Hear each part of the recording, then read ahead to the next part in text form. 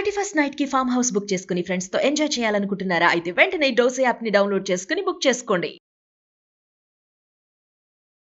నమస్తే రమగారు. నమస్తే జయ. Last week మీరు ఏదో దేవాలయ దర్శనాలు చేసుకుని వచ్చినట్లున్నారు. ఎక్కడికెక్కడికి వెళ్ళొచ్చారండి? ఎప్పటి నుంచో కదిరి నరసింహుణ్ణి చూడాలని కోరిక జయ. బెంగళూరు వెళ్ళేటప్పుడు వెళ్దాం అనుకున్నాం.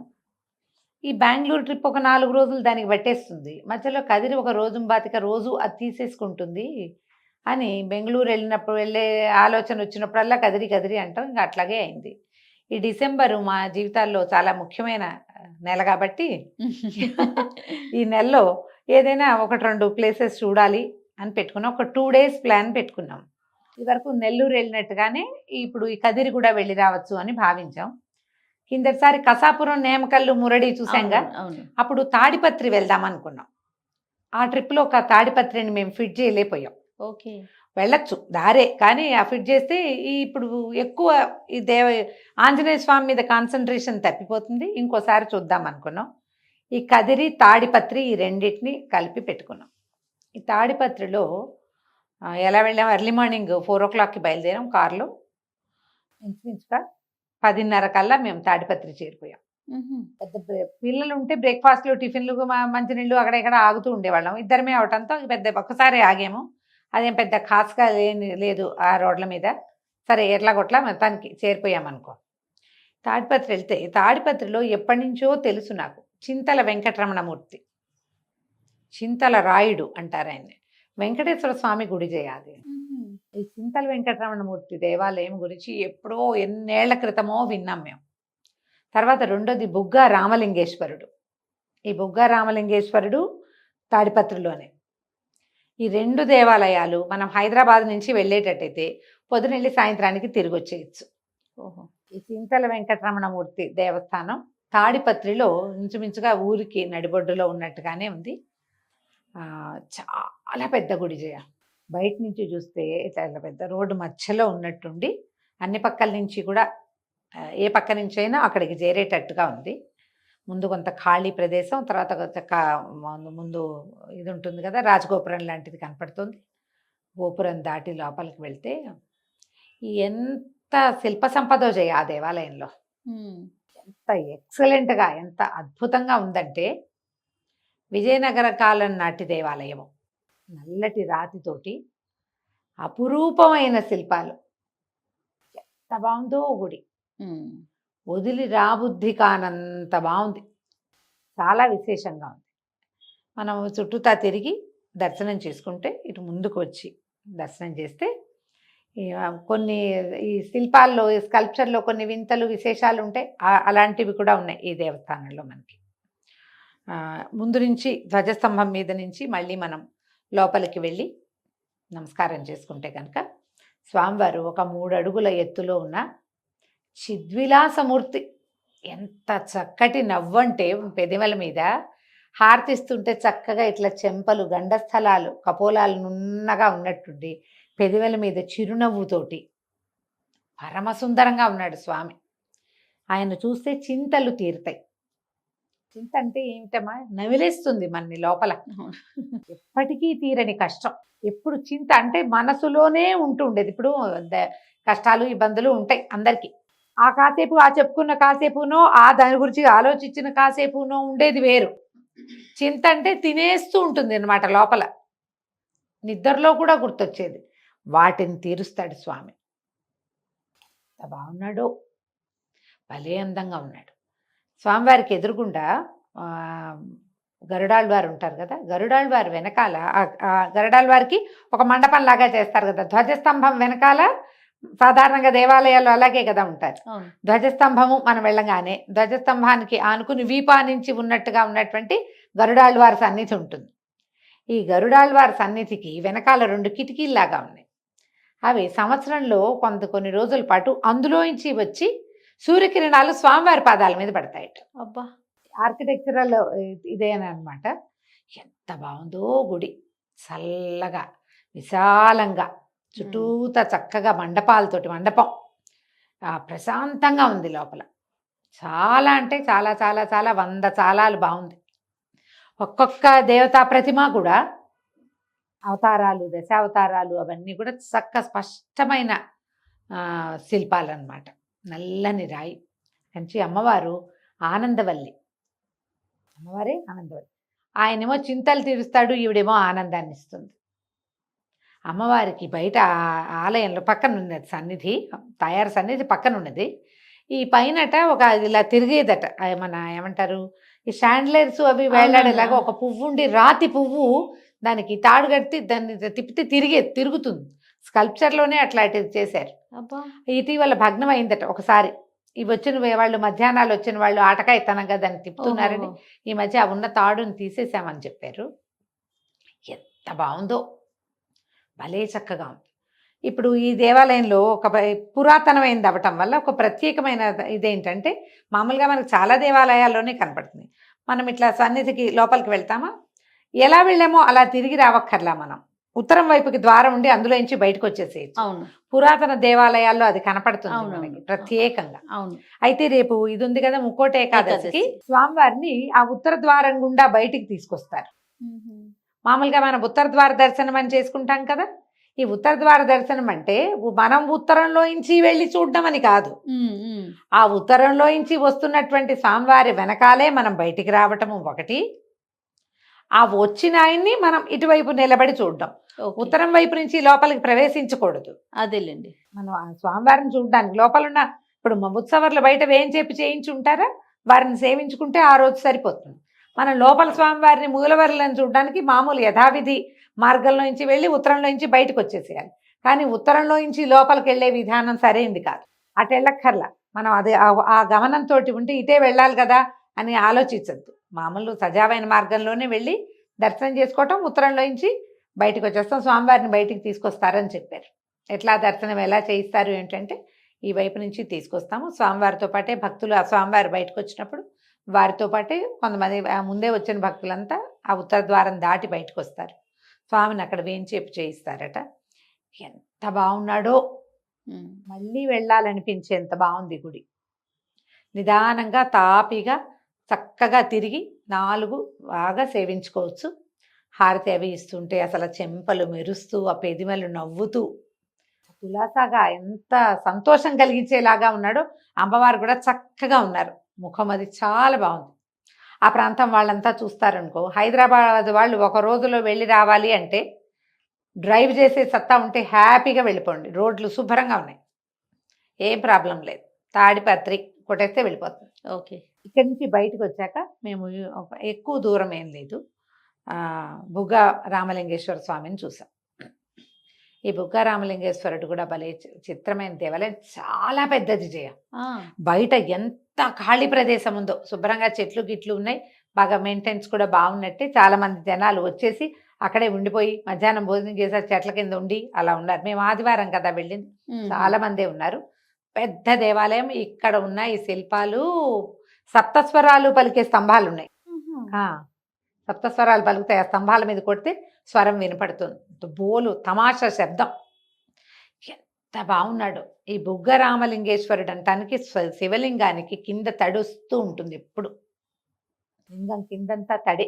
ఏదైనా అడ్డం పెడితే సన్నగా ధార వస్తే ఆ నీటిని పట్టి మన నెత్తి మీద చల్లుతారు. శివలింగం కింద నుంచి నీరు వస్తుంది. అద్భుతం. ఈ పరమేశ్వర లింగం ఇట్లా పెద్ద ఎత్తుగా అలా ఉన్నట్టుండదు, ఇట్లా కొంచెం కిందకి భూమి మీదకే ఉన్నట్టే ఉంది. రాములు వారు ప్రతిష్ఠ చేసిన శివలింగమా. ఇది ఎప్పుడు ప్రతిష్ఠ చేశారో తెలుసా? రాములు వారు సీతా కళ్యాణానికి ముందు, ఆయన బాలకుమారుడుగా ఉన్నప్పుడేట. ఓహో, వివాహం జరగక ముందు తాటకా సంహారం జరిగిన తర్వాత విశ్వామిత్రుల వారి సలహా మేరకు, ఆజ్ఞ మేరకు, ఆయన చెప్పిన మాటకి శివలింగ ప్రతిష్ఠ చేశారు. ఆ శివలింగమే ఈ బుగ్గ రామలింగేశ్వరుడు. శిల్పకళ జయ. అన్ని పక్కల 3 పక్కల ద్వారాలు ఉన్నాయి. ఒకటి కూలిపోతే దాన్ని ఏదో సరిచేశారు. అసలు అన్ని శిల్పాలేనమ్మా. ఎంత అద్భుతంగా ఉన్నాయంటే నాకు ఎలాగనిపించింది, బేలూరులో ఒక రకమైనవి చూస్తాం. ఈ బేలూరులో కింద భాగంలో వరుసగా ఏనుగులు, వరుసగా గుర్రాలు, ఆ సింహాలు లైనంతా దేవాలయం అంతా చుట్టూతా తిరుగుతాయి. ఈ శివాలయానికి చుట్టూతా ఒక సంఖ్యల లాగా చెక్కారు. ఈ సంఖ్యల మొత్తం దేవాలయం చుట్టూతా ఉంది. చుట్టూతా సంఖ్యలు ఉంది, ఏనుగులు ఉన్నాయి. ఇక అక్కడి నుంచి కొన్ని శిల్పాలకైతే వస్త్రం కూడా కనపడుతుంది. చీర డిజైను ఆ, అలాంటివి ఉన్నాయి. ఇక అసలు శిల్పాలే శిల్పాలు. ఇది కూడా ఇంచుమించు విజయనగర కాలం నాటి దేవాలయమే. దేవాలయం. అంటే ఆలయం అప్పుడు కట్టబడింది అనమాట. ఇటు పక్కన ఆంజనేయ స్వామి, కోదండరామస్వామి మనకి దర్శనమిస్తారు. యువతల వైపు ఉన్న మండపంలో కూడా అన్ని శిల్పాలే. ఈ రెండో మండపంలో ఉన్నాయి సప్తస్వరాలు పలికేటువంటి స్తంభాలు. మ్మ్. అసలు ఈ పైకి చూస్తుంటే ఒక్కోదానికి ఇట్లా పైకి ఎక్కడో చూడాలి, భైరవమూర్తులు అవి కూడా ఎంత అందంగా ఉన్నాయో శిల్పాలు. అసలు ఈ ఊర్లో ఈ తాడిపత్రి అనే ఊళ్ళో ఏమైనా ఉన్నాయి అని మన వాళ్ళు ఎవరికైనా తెలుసా అనిపించింది జయ. ఆ, మరి మేము ఎంతసేపు చింతల వెంకటరమణ మూర్తిని చూద్దాం, బుగ్గ రామలింగేశ్వరిని చూద్దాం అన్నవో కానీ అక్కడ ఇలాంటి అత్యద్భుత శిల్ప సంపద ఉన్నదని ఎవరికి తెలియదు. ఆ బేలూరులోనూ అక్కడెక్కడికో పరిగెడుతున్నాం. అవును, మనది మన ప్రాంతంలో మన తెలుగునాట అది ఇక్కడే ఉందని తెలియదు తెలియదు రమ్మగారు. ఇప్పుడు మీరు చెప్పే అంటే వరకు కొంతమందికి తెలియదు. తెలిసేమో, నాకైతే మనకి తెలియదు. తెలియదు. ఇటు సైడ్ ఉండే వాళ్ళకి మనకు అంత ఐడియా మనకు తెలియదు. సింపుల్ గా పొద్దునెళ్ళి సాయంకాలం తిరిగి వచ్చేయచ్చు. ఈ రామలింగేశ్వర స్వామి దేవస్థానంలో ఆ పూట ఎవరో జడ్జి గారు వచ్చారు, మహాన్యాసపూర్వక రుద్రాభిషేకం చేశారట. నన్ను గుర్తుపట్టిన వాళ్ళు ఆ దేవాలయంలోనూ ఉన్నారు, ఇక్కడ ఉన్నారు. అయితే ఆయన వాళ్ళు ఏం చేశారు, కొంచెం పంచామృతం ఇచ్చారు, తర్వాత కొంచెం పులిహార అది నివేదన ఏదో చేసింది ఇచ్చారు, పళ్ళు ఇచ్చారు. మధ్యాహ్నం లంచ్ దొరకల. పరమేశ్వరుడే పంచామృతమును పులిహార అప్పచెప్పాడు అనమాట మాకు, ఇవి తిని బతికేసేయండి ఈ పూట పర్వాలేదని. మార్నింగ్ బ్రేక్ఫాస్ట్ కూడా సరిగ్గా కుదరలా. ఈ రెండు పర్ఫెక్ట్గా సరిపెట్టుకుని దండం పెట్టేసుకున్నాం, చాలే నాయనా ఈ పూటకి అని చెప్పి. ఇక్కడి నుంచి మేము కదిరి వెళ్ళాం. ఈ రెండు దేవాలయాలు చూసి ఇంకా ఈ ఊర్లో ఇంకా ఏమీ చూద్దాం అనుకోవాలి, తెలియదు మనకి. దేవాలయం చూడ్డానికి వెళ్ళాము, ఎవరైనా ఫ్రెండ్స్ ఉండి ఆగితే ఇంకేమైనా తెలుసునేమో. ఇప్పుడు వచ్చామని చెప్తున్నాంగా, ఇప్పుడు 100 వస్తాయి అవును, అక్కడ అది ఉంది ఇది ఉంది అని. నెక్స్ట్ టైం వచ్చినప్పుడు చూస్తా, ఎందుకంటే వెంకటరమణ మూర్తికి నేను మళ్ళీ వస్తానని చెప్పొచ్చు. ఓహో, మళ్ళీ ఒకసారి వస్తానన్నాను, ఎప్పుడో అవకాశం స్వామివారి అవకాశం ఇచ్చినప్పుడు. ఇప్పుడు చూడు, ఇప్పుడు 3 సార్లుగా అనుకుంటుంటే ఇప్పటికి ఇది కుదిరిందా. ఇక్కడి నుంచి ఈ కదిరి దాదాపుగా ఒక 30 ఏళ్ల పైగా నా కోరిక చేయ. అన్నమాచార్య కీర్తనలో కదిరి నృసింహుడు కంబమున వెడలే అని ఒక కీర్తన ఉంది. అప్పటి నుంచి ఆ కదిరి మీద ఉంది. తిరుపతిలో నేను చదివేటప్పుడు నా క్లాస్మేట్ శ్రీనివాస్ అని ఉండేవాళ్ళు, ఇద్దరు శ్రీనివాసులు, వాళ్ళు హైదరాబాద్ వాళ్ళే. తను ఈ కదిరి టెంపుల్ చాలా బాగుంటుందని చెప్పాడు, ఒక శ్రీనివాస్, ఆ ఇద్దరిలో ఒకడు. అయితే అప్పటి నుంచి అనుకుంటున్నామా, ఈ బెంగళూరు వెళ్ళినప్పుడల్లా వాళ్ళు అనుకుంటున్నాం, ఏమో మా వల్ల కాలేదు. కానీ ఈ తాడిపత్రి నుంచి కదిరిళ్ళే రూట్ ఎంత బాగుందో జయ. రోడ్లు ఎక్సలెంట్గా ఉన్నాయి, సింపుల్గా వెళ్ళిపోయాం, చాలా బాగుంది రోడ్డు, పెద్దగా జనం లేరు ఆ వైపు, బాగానే ఈజీగా వెళ్ళాము. కదిరి వెళ్ళేసరికి నరసింహస్వామి దేవాలయము, అవి 2 దేవాలయాలు జయ. మనం ఇంతకుముందు కదిరి నరసింహస్వామి గురించి చెప్పాం, ఒక వీడియో ఉంది మన దగ్గర. కొండ మీద స్వామివారి అడుగులున్నది ఒకటి ఉంటుంది, చిన్న కొండ, ఖాద్రి కొండ అంటారు. కింద ఏమో పెద్ద దేవాలయం పెద్దది, అదేమో 5 గంటలకి 4:30, 5 అవ్వాలి, ఆ లోపలే చేరిపోయాం మేము. ఇక రోడ్డు మీద కాసేపు ఉండి అటు ఇటు చూసాం, మార్కెట్లు గిరికెట్లు తిరిగాం అటు ఇటు కార్లో. అయితే ఈ కొండ మీదకి వెళ్ళడానికి అక్కడేం లేదు, అంతా కిందే ఉందని ఒక షాప్ వాళ్ళు ఎవరో చెప్పారు. నేనన్నా ఇందాక వచ్చాము, ఆ కొండని ఉంది పాదాలు ఉన్నాయని నేనే చెప్పా. చూడకుండా కనుక వెళ్ళిపోయామనుకో తర్వాత అయ్యో అది చూడలేదా అని ఎంత అనిపిస్తుంది, చాలా చింతగా ఉంటుంది. ఈ చింతొద్దు, ఇక్కడ కూర్చునేది ఏముంది, వెళ్దాం పర్వాలేదంటే ఎవరో ఒక షాప్ ఆవిడ చెప్పింది, అక్కడ ఎవరు ఉండరు బాబు, మీరే వెళ్ళి ఇట్లా గూట్లో నుంచి కనపడతాడు స్వామి, అది దండం పెట్టుకోండి, పాదాలు కనపడతాయి, వెళ్ళి రండి అంతే. ఆ కాద్రి కొండ దాకా వెళ్తే అదేం లేదు, నేరుగా ఒకటే రోడ్డు, ఈ దేవాలయం నుంచి ఆ దేవాలయం వరకు ఒకటే రోడ్డు, మధ్యలో మార్కెట్లు గీర్కెట్లు దాటుకుంటూ వెళ్తాం. బై కార్ వెళ్ళిపోవచ్చు. ఖరవస్ అన్నదై మార్కెట్ హడావిడి కొంచెం ఎక్కువగా ఉంది. వెళ్ళాం, వెళ్తే సరిగ్గా కొండ పాదాల దగ్గరికి వెళ్తుంది అది. అది ఎడం చేతి వైపు ఇది రోడ్డు వెళ్తే ఎవరో ఒక ఆయన వస్తున్నాడు, ఈ రోడ్డు వెళ్తుందా అంటే నవ్వాడు, ఇదంతా రోడ్డేనండి అని. సిమెంట్ రోడ్డు వేశారు, అక్కడ ఏదో సమ్ డెవలప్మెంట్ జరుగుతుంది, పిల్లలు కొంతమంది రోడ్డంతా శుభ్రంగా ఊడుస్తున్నారు. చక్కటి గట్టి సిమెంట్ రోడ్డు, హ్యాపీగా ఇన్నోవా వెళ్ళిపోయింది, ఏమీ లేదు, అటు ఇటు చూడకుండా కరెక్ట్గా కొండపాదం దగ్గర చేరాం. కారు అక్కడ పెట్టి కాసిన మెట్లు 4 మెట్లు ఎక్కితే అదంతా మండపంలాగా అట్లా కనపడుతోంది. బుజ్జి కొండల్లే ఉంది. 4 అడుగులు వేస్తే పైన ఏదో కనిపిస్తుంది, పైకి ఎక్కగలవా నువ్వు అన్నారు. ఎగిడి దిగిడి మెట్లు, నేను కొంచెం అప్పుడు పడ్డాను కదా, మోకాలు ఒక రక చిన్న ఇబ్బంది వస్తుంది నాకు. పెద్ద మెట్టు ఎక్కి చిన్న మెట్లు మామూలు మన మెట్లకి ఏం లేదు, మెట్టు కొంచెం ఎత్తుగా ఉంటే మోకాల్లో చిన్నగా బాధ వస్తుంది. చూద్దామని చూస్తే ఇప్పుడు కనపడుతోందా, ఈ మెట్లు ఎక్కితే కుడివైపుకి తిరగంగానే గోడ మీద పెద్ద ఆంజనేయ స్వామి చక్కగా సింధూరం పెట్టించారు, కుడివైపు కిటికీలోంచి కనపడ్డాడమ్మా నరసింహస్వామి. వా ఎంత బాగున్నాడంటే ముద్దొచ్చి ఎత్తుకుందామనిపించేలాగున్నాడు జయ. ఆ, అంతే ప్రతిమ కనపడ్డారు. మొహం అది గుండ్రంగా ఉండి కరాళం కనపడుతూ చక్కగా అలంకారం పువ్వులు అవి పెట్టున్నారు. పిట్ట పురుగు లేదు, అక్కడ ఎవ్వరు లేరు. ఆ శాప మా అమ్మ అలాగే చెప్తే ఎవ్వరు ఉండరు, కిటికీలో నుంచి చూసి దండం పెట్టుకోండి అని. మేము ఆ కిటికీలో నుంచి చూసి చాలా సంతోషించి, ఎదురుగుండా ఈయన గరుడాళ్ళ వారు ఉన్నాడు, ఈయన నరసింహస్వామి కనిపిస్తున్నాడు. కొంచెం పక్కగా గోడ మీద పెద్ద ఆంజనేయ స్వామి ఇది కనిపిస్తుంది. అది ఎలా ఉందంటే కొండరాయి మీద మలిచినట్టుంది. వెనక్కి ఇట్లా ప్రదక్షిణ చేసేందుకు వీలుగా కూడా ఉంది. ఇది ఎదురుగుండా ఏమో ఒక చిన్న దీనిలాగా ఉండి లోపల పట్టాభిరాముడు సీతారామ లక్ష్మణులు కనిపిస్తారు. ఆంజనేయ స్వామికి ఎదురుగుండా ఉన్నారు. సరే యువతలకు వస్తే స్వామివారి అడుగులు చూడ్డానికి దారి అని 57 మెట్లని రాసింది. మెట్లు ఇట్లా ఇట్లా ఉండి ఎగిడి దిగిడిగా కొండ ఎక్కుతావా ఎక్కుతావా అంటూనే ఈయన ఎక్కడం మొదలు పెట్టేశారు. చూస్తా చూస్తా అని మెల్లిగా ఒక్కో అడుగు వేసుకుంటూ వెళ్ళిపోయే పైకి నేను తాపీగా. ఫుల్గా దోమలు ఉన్నాయి, 2 రోజులు ఉన్నాయి దద్దుర్లు బాగా కుట్టేసినాయి. నేను మరీ ఆయన గబగబా నడిచారు, ఆయన 1-2 కుట్టినాయి, నాకు 1 డజన్ వచ్చినాయి మొత్తానికి. బాగా అక్కడక్కడ మంకీస్ ఉన్నాయి, పైన ఎవరో పిల్లలు ఉన్నారు. ఈ పైకి వెళ్తే జయ ఒక కొండరాయి మీద స్వామివారి ఇట్లా పాదాలు ఉన్నాయి. సంతోషం వచ్చిందంటే ఆయన మొట్టమొదటి అడుగు అక్కడ వేసాడట నరసింహస్వామి. ఈ ఊర్లోకి వచ్చినప్పుడు, ఇక్కడికి వచ్చినప్పుడు ఆ కాద్రి కొండ మీద స్వామివారి పాదాలు అని రాయబడి ఉంది. చుట్టూతా చక్కగా పువ్వులు అవి పెట్టి పసుపు అది రాశారు. ఆ కొండను ముట్టుకుని దండం పెట్టుకుని కొంచెం ముందుకి సప్తర్షుల గుహ అని ఒక గుహ ఉంది. కొంత దూరం వెళ్ళాం లోపలికి. అంతా మట్టి పోసారు. ఇది వరకు ఎట్లా ఉండేదో అక్కడ తపస్సు చేసుకున్నారట సప్తర్షులు. గుహ కూడా కనపడుతోంది.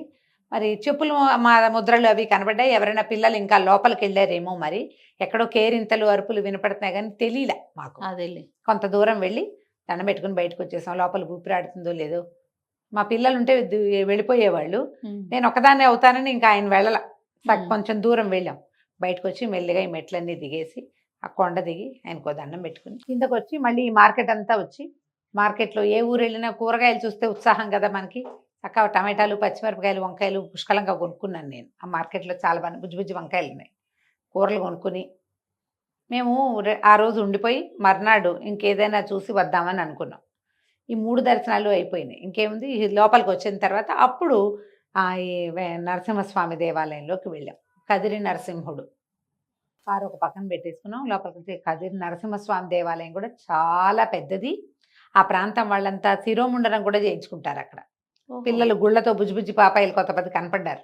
1-2 ఏళ్ళు ఉన్న పిల్లలు, జుట్లు ఇచ్చేసిన వాళ్ళు, కేశఖండన సాలు కూడా ఏదో ఉన్నట్టుంది. అదంతా కనిపించలే నాకు. పిల్లలు మాత్రం ముండనం చేసిన తలకాయలతోటి కనిపించారు. ఎంత బాగున్నాడో నరసింహస్వామి. నేను ఆ కొండ మీద ఒక గూట్లో చూసానా, ఆయనకంటే ఈయన పెద్దవాడుగా ఉన్నాడు కానీ అదే ముఖంగా కనపడింది జయ. అదేంటో నాకు అట్లా అనిపించింది.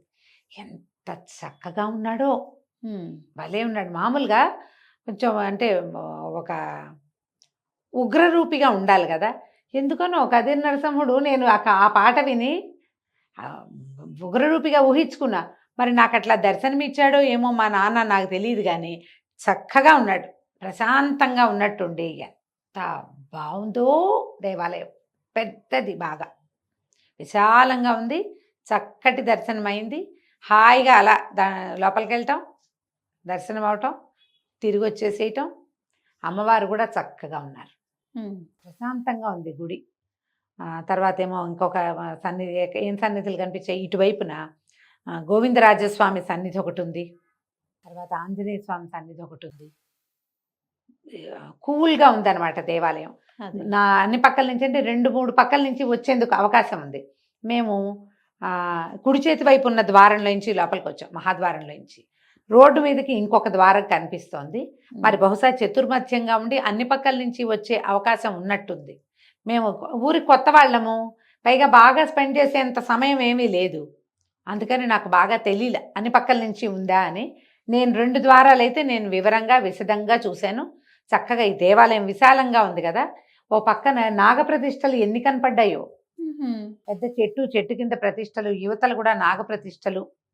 ఎంత చక్కగా ఉందో, మహా బాగుంది దేవాలయం. సరే, ఎప్పటి నుంచో అనుకుంటున్నాము ఇవాళ ఇట్లా ప్రశాంత వదనుడుగా ఉన్నాడమ్మా స్వామి మాత్రం. ఓ నరసింహస్వామి ప్రశాంతంగా కనిపించటము, ఎత్తుకోవాలని భావం కలిగి ఇలాంటి స్వరూపము నేను చూడలేదు ఎక్కడ. చాలా సంతోషించారు. చాలా ఆత్మీయంగా ఉన్నాడు స్వామి. అదే అదే నేను అనుకుంటా ఇన్ని 30 ఏళ్ళ నుంచి చూడాలన్న కోరిక వల్ల ఆ, నాకు ఎప్పుడో చూసిన నాన్నని చూస్తున్నంత సంతోషంగా కలిగింది అనిపించింది. కానీ చాలా అంటే చాలా చాలా చాలా బాగుంది, ఓకే చక్కగా ఉంది. ఇటువైపు నుంచి రెండో పక్క నుంచి తిరిగి మళ్ళీ అంటే ఈ సగ ప్రదక్షిణం అయింది కదా అని మళ్ళా వెనకాల వైపు నుంచి తిరిగి వెనకాలంతా చూసుకుంటూ అప్పుడు మేము బయటకు వచ్చేసాం కదా. 7 గంటలకల్లా ఖాళీ అయిపోయాం. ఇంక ఎందుకు ఇక్కడ స్టే చేయటం అని మెల్లిగా డ్రైవ్ చేసుకుంటూ వెనక్కి వచ్చేసాం. రాత్రే వచ్చేసాం. యాక్చువల్గా మర్నాడు ఉండాలనుకున్నాం. ఆ, ఈ 3 దేవాలయాలు ఒక రోజులోనే చూసేసాం మేము. ఓ, ఈ కదిరి పెట్టుకోపోతే తాడిపత్రి నుంచి సాయంకాలానికే మనం ఇంటికి వచ్చేసేయచ్చు. అదేలేండి. 3 పెట్టుకున్నా కూడా డ్రైవ్ చేసే వాళ్ళు 2 ఉంటే హ్యాపీగా 1 డేలో 3 చూసుకొని ఆలయాలు చక్కగా చూసుకుని వచ్చేసేయచ్చు. నా వరకు నేనైతే చాలా సంతోషం కలిగేటువంటి దర్శనాలు చేసుకున్నాము. ఎప్పుడు తెలీదు, వీటిని సంగతి బాగా తెలుసుకోలేకపోయాం. పేర్లే తెలుసు. ఇంత వివరమైన దర్శనము ఎప్పుడూ లభించలా. చింతలరాయుడు ఎంతో చక్కగా ఉన్నాడు. రామలింగేశ్వరుడు ప్రశాంతంగా దర్శనమిచ్చాడు. అక్కడ మాకు ఒకరెవరో పరిచయం అయ్యారు, బుగ్గ రామలింగేశ్వర స్వామి దేవస్థానం దగ్గర. వాళ్ళది ఆ మౌనగిరో ఏదో ఒక ఊరు. అక్కడ ఒక పెద్ద ఆంజనేయ స్వామిని ప్రతిష్ఠ చేశారట వాళ్ళు. రండి మా ఊరు కూడా అని చెప్పారనమాట. ఈసారి వచ్చినప్పుడు వస్తాం, మాకు ఇక్కడ టైం ఏముంది, మేము ఇదే కదిరి పెట్టుకున్నాం కదా, నెక్స్ట్ టైం వస్తామని చెప్పాం. చాలా పెద్ద ఆంజనేయ స్వామి. సరే దాని వివరాలు అవేవో ఇచ్చారు, చూద్దాం. మళ్ళీ అవకాశం ఉన్నప్పుడు తప్పకుండా వస్తాం. ఇంకోసారి ఈ వైపు ట్రావెల్ చేసినప్పుడు వస్తామని చెప్పాం. సింపుల్గా ఒక మంచి రోజులోనే దర్శనాలు 3 దర్శనాలు చేసుకొచ్చేసాం అనమాట. రైట్ రాము గారు, నమస్తే. నమస్తే చెయ్యి.